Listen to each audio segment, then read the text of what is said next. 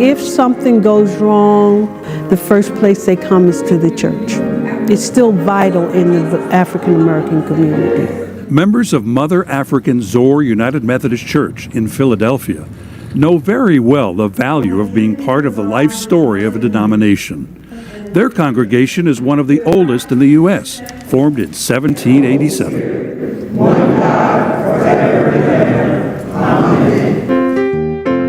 Recovering and preserving the rich history of African Americans in the church is the goal of the African American Methodist Heritage Center, says Executive Assistant Carol Travis.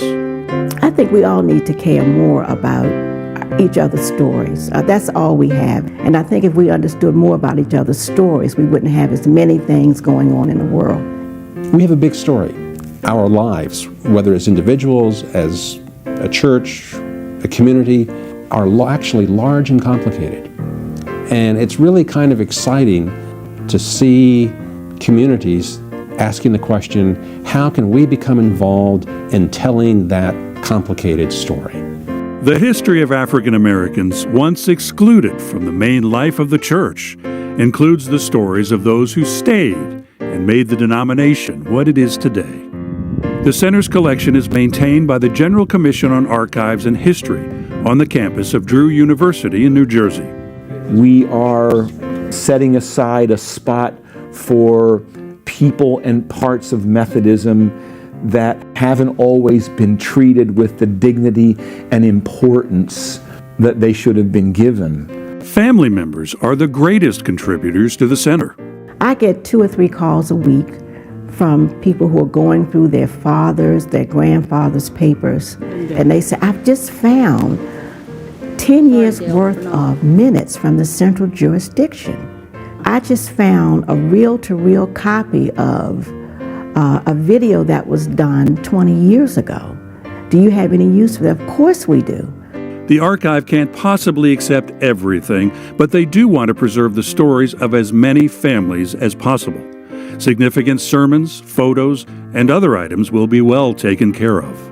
One of my favorite stories is about a gentleman from New Orleans who called me. And I said, send me something, sir. Please send me something. So he did. 9 months later, Katrina happened, and he lost everything. And he called me, and he started to break down while he was speaking to me. He said, the only thing that I know where it is are the papers of my father. Within 3 days, we had copied his father's materials and sent them to him, and that was all he had left.